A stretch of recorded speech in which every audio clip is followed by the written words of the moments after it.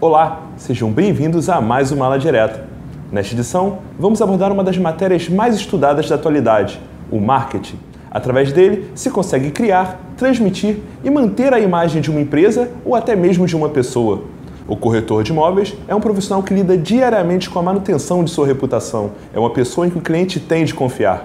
Para debater esse tema importante, recebemos no programa de hoje o especialista em marketing e vendas, o professor Fábio Neme. Obrigado pela presença, professor. É um prazer recebê-lo aqui na TV Cresce Rio. Para mim também é um prazer. Apenas através de uma palestra eu já conquistei essa oportunidade de fazer essa entrevista e trabalhando há muitos anos no segmento imobiliário, no Cresce realmente meu nome se multiplica através dessa oportunidade. Muito obrigado. Professor, como o marketing tem sido aplicado no mercado imobiliário pelos profissionais? Tem sido positivo ou é preciso entender melhor a sua importância? Bem, abordar o marketing dentro da área imobiliária, eu vou criar dois focos.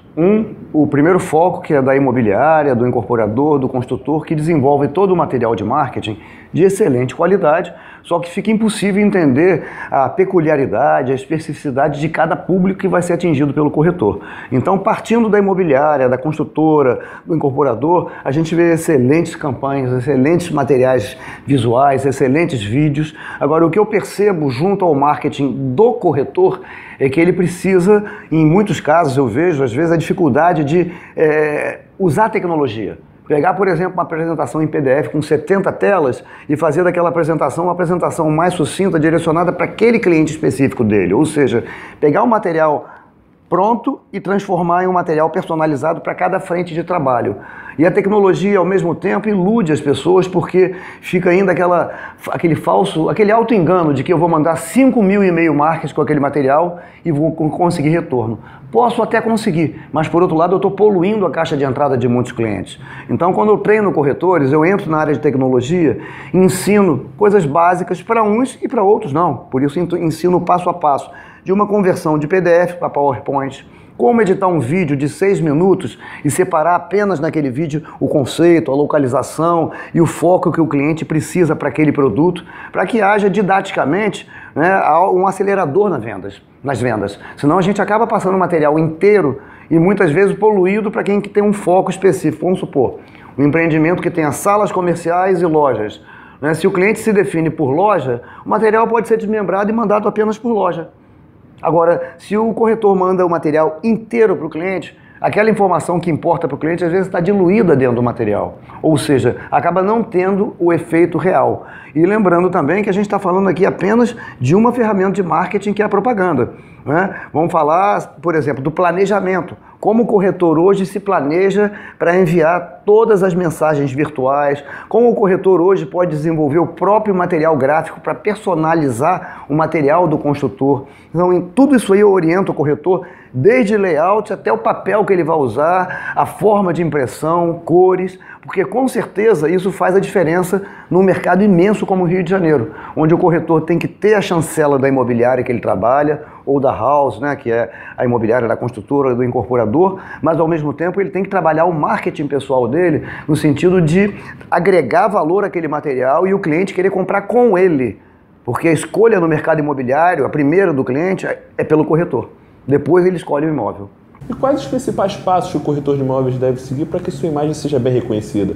Não tem como separar comportamento de dress code, ou seja, a forma de se vestir.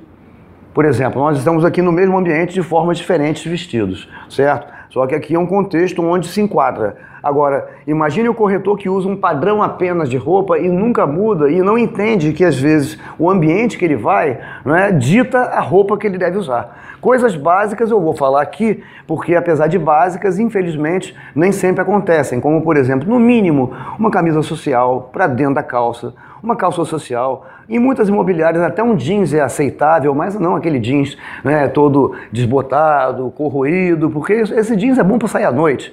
Então, o marketing pessoal do corretor, ele tem uma relação direta com comportamento e comportamento tem uma relação direta com a roupa que ele usa. Né? Quando a gente sai de casa e se vê no espelho, a gente tem que ver se a gente está pronto para vender. Fazendo um treinamento em diversas empresas de vendas, incluindo multinacionais, eu não posso falar nomes, mas ao mesmo tempo eu posso citar um bom exemplo, que é nada melhor que um grande espelho na entrada de uma sala de vendas, onde está escrito: você compraria de um vendedor assim? como se fosse uma imobiliária, então, você compraria de um corretor assim? Isso não tem nas imobiliárias. E tem no espelho, escrito ao lado, cabelo, barba, camisa, calça, cinto, sapato, meia. Às vezes uma cruzada de perna faz você perder uma venda, teoricamente falando, onde você não tem ali uma meia combinando com a roupa. Uma camisa para fora da calça passa desleixo, muitas vezes, apesar de não ser a intenção do corretor. Então, hoje eu vejo muita gente jovem entrando na área imobiliária e eu percebo que as pessoas jovens têm um pouco de aversão ou um pouco assim, de dificuldade de se adequar a uma vestimenta mais formal. Mas é fundamental que ele incorpore aquilo ali no sentido dele entender que ele está adequado ao ambiente e não forçado a usar aquela roupa. Ou seja, comportamento, dress code, tudo isso aí desencadeia depois todo um processo de planejamento, prospecção e fidelização do cliente. Alguns especialistas dizem que não há ética no marketing pessoal. Você acha que estão corretos? Realmente o resultado é mais importante que a imagem? Trabalhando em diversos segmentos há 30 anos, de multinacionais, pequenas, médias, grandes empresas, onde todas para mim são grandes clientes, eu considero o seguinte, essa opinião ela deve ser mais bem definida. Onde que profissional fala isso e em relação a quê? Onde eu costumo brincar em qualquer treinamento com um jogo de palavras, o comum e o normal. Hoje em dia, por exemplo, é muito comum casar e separar. E é normal casar e ficar casado. Só que se eu perguntar para as pessoas se é normal casar e separar, a maioria diz que é normal. Então existe uma distorção na interpretação, onde em qualquer segmento, incluindo o imobiliário, com certeza existem profissionais que trabalham fora do padrão de ética. Mas eu não considero o segmento imobiliário um segmento que possa ficar na berlinda nesse sentido. O que acontece é que nós trabalhamos com produtos de valor agregado muito alto, então, obviamente, o fator do valor alto faz expor mais o corretor. Agora, eu conheço excelentes corretores e conheço corretores que realmente não querem fazer um trabalho efetivo, como em qualquer segmento que eu atuo. Então eu não vejo um rótulo para a área imobiliária. O autoconhecimento também é importante para definir uma estratégia de marketing pessoal? Excelente pergunta, Caio, porque o corretor ou o profissional de venda, de uma maneira geral, ele desliga a empatia no sentido de que ele não vê o que o cliente precisa e quer vender o que ele acha que é necessário para ele. Ao mesmo tempo, ele não está se analisando comportamentalmente, onde a empatia é a base da venda. Então, a partir do momento que o corretor se coloca no lugar do cliente, a partir do momento que o corretor entende o produto e se entende no que diz respeito ao equilíbrio emocional, né, a inteligência emocional, que é um tema que eu abordo muito dentro de neurociências, né, ele passa a ter a autogestão comportamental. Porque na área imobiliária são muitas etapas de fechamento até chegar ao fechamento efetivo da venda do imóvel. Então, nesses intervalos de contato com o cliente, às vezes uma demora de uma resposta de um cliente, um telefonema que não é atendido, deixa o corretor, às vezes, despreparado comportamentalmente e desesperado. Aí que ele começa a perder o cliente. Que ele começa a mandar e-mail, SMS, WhatsApp e perde o cliente. Então eu digo o seguinte, a velocidade de resposta do cliente não é a velocidade da sua ansiedade, então controle sua ansiedade. Então o autoconhecimento, principalmente na parte comportamental, é o maior foco. Porque a partir do momento que eu me conheço comportamentalmente, eu também consigo aprender sobre os produtos, que é outra dificuldade que as pessoas têm pela falta de foco e pela falta de autogestão comportamental. Professor, na prática, o que determina o sucesso nas vendas de um corretor de imóveis? Coincidentemente, eu falei uma palavra-chave agora há pouco, empatia. O que eu percebo é o seguinte, são muitos prêmios, são comissões duplicadas, triplicadas, carro, viagens, ou seja, isso tudo, claro que atrai o corretor para se empenhar pela venda, só que ele tem que lembrar do básico, o que o cliente precisa comprar. Então o corretor não pode ter sensação de perda quando o cliente se interessa por um produto que não dá toda essa premiação. A comissão é consequência, ou seja, empatia e inteligência emocional são as bases da venda e de qualquer técnica de venda que eu passe para os meus clientes. Inclusive, se a gente pegar métodos muito antigos, como o método AIDA de 1898, que tem empresa que ainda aplica, ele tem um sentido lógico no que diz respeito à venda, só que ele não aborda muito a parte empática, ou seja, eu vendo pelo que o cliente precisa e não pelas contas que eu tenho para pagar. As habilidades de negociação podem ser adquiridas e desenvolvidas ou o corretor pode nascer com essas características? E o que ele deve fazer para se aprimorar? Venda é comunicação, na minha opinião. Muita gente às vezes trabalha na área de direito, em outros segmentos e acha que não vende. Vende. Quem trabalha na área administrativa vende agilidade, né? Vende empatia, vende sintonia com outros departamentos, o advogado vende informação, né? O palestrante, o treinador vende informação, ou seja, existem pessoas que têm mais facilidade para se expressar naturalmente, então já nascem com essa característica, mas todas as pessoas têm condição de se aprimorar nesse sentido.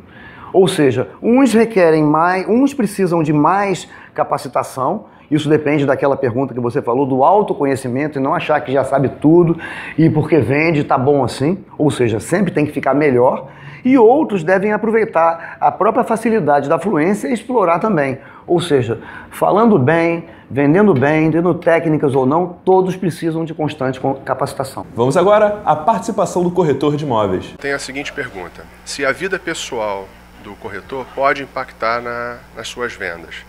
E se é possível ou como que ele pode equilibrar a vida pessoal com a vida profissional? Essa pergunta é muito interessante porque até criar uma equação aí onde tudo se encaixe dentro do dia a dia do corretor não é simples, mas é possível. Eu conheço corretores que conseguem usar 4 pilares: foco, planejamento, família e qualidade de vida. Onde a qualidade de vida está incluída na família, mas eu estou falando de qualidade de vida no que diz respeito à saúde, onde muitas vezes corretores abrem mão de fazer refeições na hora adequada, não fazem atividade física. Isso tudo interfere no desempenho do cérebro, do raciocínio, da velocidade e da eficácia em vendas. Família, tem corretor que chega em casa feliz porque está trabalhando numa imobiliária e tem corretor que chega em casa reclamando que está trabalhando na área imobiliária. Esse está pedindo para a família jogar ele para baixo, porque ele mesmo já está se jogando para baixo. Então, tem que levar para a família perspectiva, mostrar o quanto ele pode crescer e ganhar de forma diferenciada em relação a qualquer outro mercado investindo na área imobiliária. Para isso, tem que ter foco, porque se você trabalha, seja numa house ou seja numa imobiliária multimarcas, você tem muitos produtos para vender. Então, se você não criar foco e se planejar no que diz respeito a estudar cada produto, você vai saber cada produto superficialmente e talvez você perca a venda de todos eles, caso cada cliente se interesse por cada um deles. Ou seja, estudar produto, família, foco e qualidade de vida. São os 4 pilares que eu considero fundamentais para que o corretor tenha sucesso. Para finalizar, qual a principal dica que o senhor deixa para o corretor de imóveis que está nos assistindo nesse momento? Primeiro de tudo, se dedicar 100% à profissão. O que eu vejo hoje, depois de 5 anos treinando corretagem, né, em regiões diferentes do Brasil, é muita gente experimentando a corretagem, ou seja, dividindo a corretagem com outra frente de trabalho para ir aos poucos migrando. A maioria não consegue. Ou se dedica de corpo e alma, no início trabalha de domingo a domingo, até você se impor pelos resultados e poder criar um planejamento que você tenha qualidade de vida, como a gente falou anteriormente, e ao mesmo tempo tenha os resultados financeiros, que é o que todo corretor espera quando ingressa no segmento. Professor, muito obrigado pela presença. Tenho certeza que esse tempo foi muito importante para os profissionais do estado do Rio de Janeiro. Muito obrigado a vocês também. Pessoal, fiquem ligados que mais coisas vêm por aí. É a TV Cresce Rio levando mais informação e conhecimento para o corretor de imóveis. Um grande abraço e até a próxima.